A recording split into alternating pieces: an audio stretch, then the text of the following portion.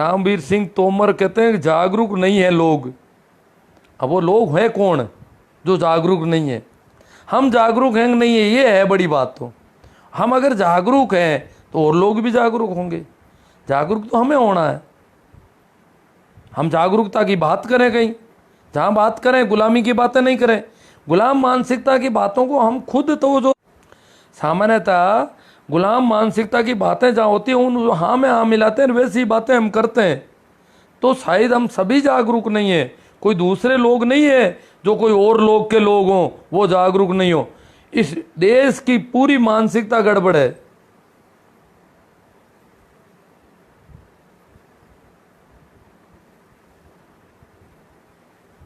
नहीं तो आज 70 साल हो गए देश को आज़ाद हुए, संविधान को लागू हुए भी 70 साल हो गए, फिर भी कहीं आवाज़ नहीं उठ रही है कि नाम नहीं होने चाहिए इस प्रकार के।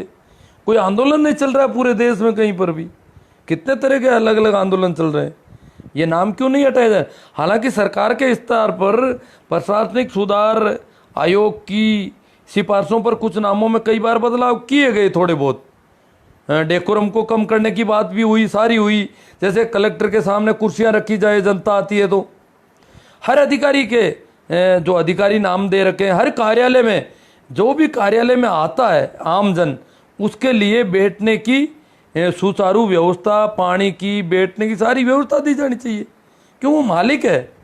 और मालिक आया तो मालिक के भाव से आएगा वो, तो तभी तो वो मालिक है। वो भिखमंगों की तरह आएगा तो कैसे मालिक होगा?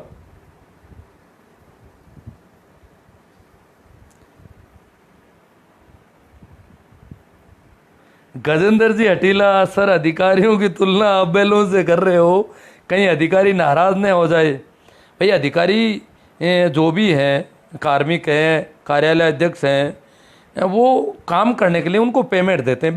बेल की तरह बेल को चारा, हम हलवा खिलाते थे, दूध पिलाते थे, क्यों खिलाते थे? कि हमें काम था, हमें खेती करनी थी।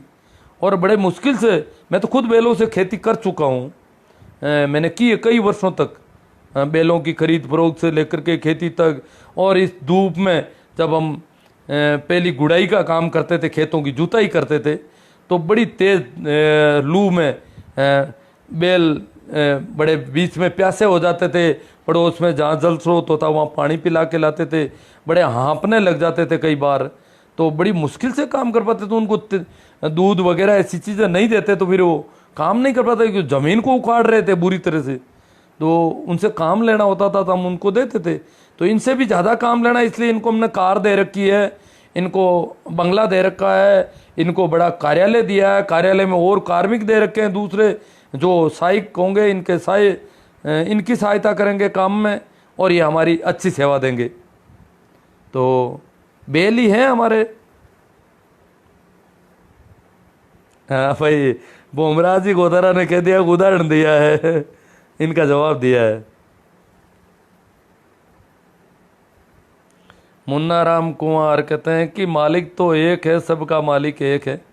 मैं उसकी मुझे पता नहीं ज़्यादा, परंतु जो एक तंत्र है, एक व्यवस्था है, व्यवस्था को चलाने जो सिस्टम है, तो उसमें प्रजातंत्र नाम की व्यवस्था में प्रजा मालिक है, जनता मालिक है। इस बात को मैं यहाँ पर थोड़ा करना चाहता था। भाई Daljit Singh ji, very true. Ram Narayan ji, good knowledge. Om Prakash ji Chaudhary, हाँ। बोमराज जी गोदाराबाड़, आज युवा काफ़ी क्रांतिकारी है जो सरकारी सेवाओं में लगते हैं, ईमानदार छवि से होते हैं और उनकी बार बार स्थानांतरण होने के कारण परेशान होकर अधिकांश ईमानदारी छोड़ देते हैं। वेरी गुड, बहुत अच्छा।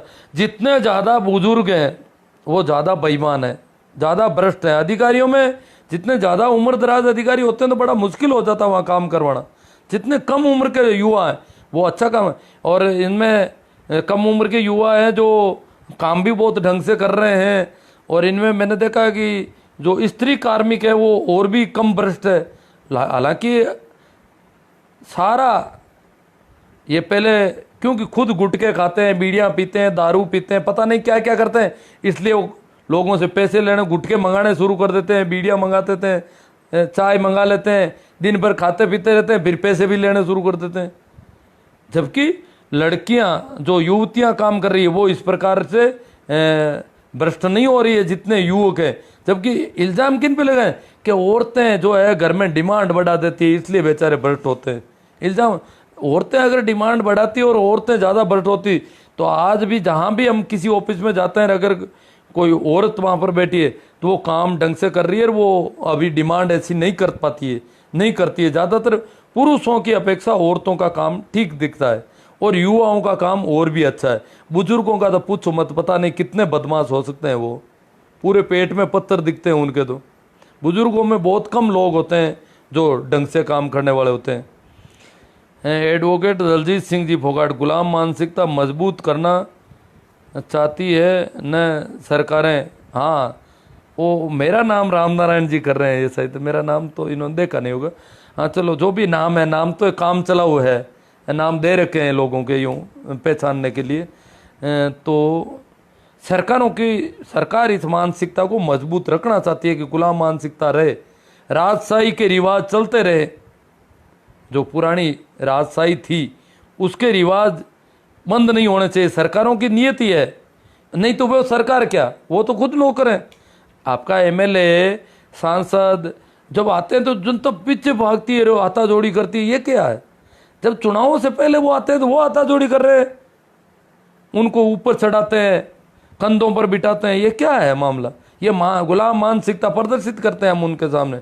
वो सेवक है आपका, उसने कहा है कि मैं सेवा करने के लिए आया हूँ, उसने कई बार कहा है मैं कर्मठ हूँ, ईमानदार हूँ, वो हूँ, ये हूँ, तो फिर क्या है? आ गया, सेवा करो। हम उसके क्यों से गाजे बाजे बजाएंगे? आज वे बिजली चालू करना भूल गए, 1 मिनट।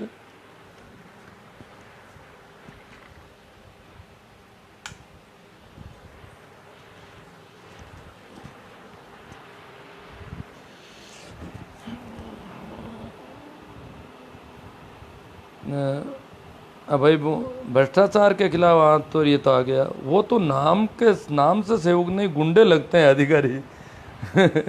हाँ तो लगेंगे, नाम अगर सेवक नहीं है तो फर्क पड़ेगा। सुरेश जी वर्मा देखो, उन्होंने कहा कि लोग जो है जागरूक नहीं है।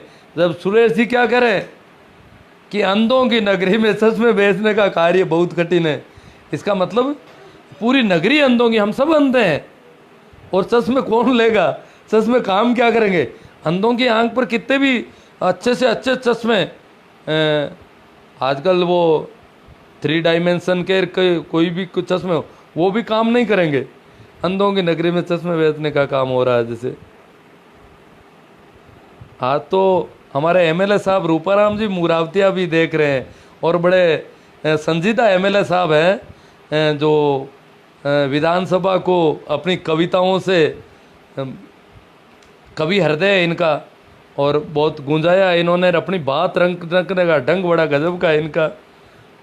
धन्यवाद रूपाराम जी, आप हमारे इस लाइव सेशन से जुड़े। जैसा राम जी जानी चिड़ैया, ये नहीं है मालिक राजनेता होता है। जैसा राम जी कहते हैं मालिक राजनेता होता है। नहीं, राजनेता तो मालिक नहीं होता है। हाँ, ये अधिकारी राजनेता की जी हजूरी को, जो भी है रिवाज उल्टे हो गए सारे।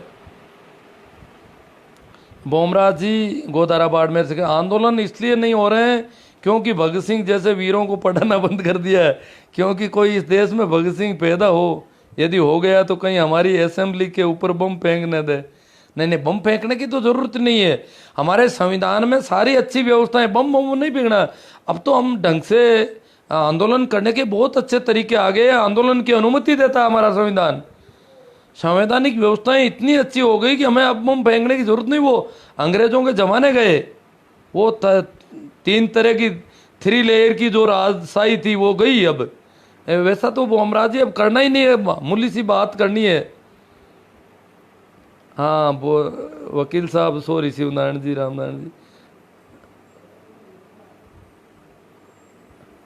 तो जितने कमेंट आए थे शायद उन पर चर्चा हो गई है, कुछ कमेंट बाद में आते हैं। मैं तो पता चला है कि जब मैं बोलता हूँ उसके बाद आप तक आवाज़ बाद में जाती है, थोड़ा टाइम बाद में, ऐसा है।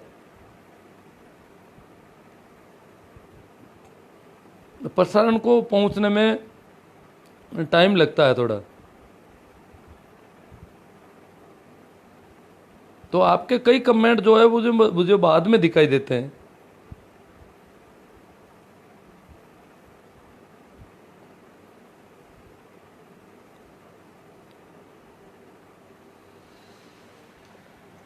ठीक है, तो जो मित्र जुड़े हुए हैं उनसे निवेदन है कि आपको ठीक लगे तो ये जो वैचारिक एक चिंतन पैदा होना चाहिए इस देश में, यहाँ के लोगों में, यहाँ की जनता में, यहाँ के आमजन में, साधारण लोगों में वो होना चाहिए। आप चाहते हैं तो इसका प्रसारण आगे से आगे बढ़िया से बढ़िया करें, अच्छे से अच्छा और ज़्यादा से ज़्यादा करें, इसको शेयर करें जैसे कर सकते हैं आप।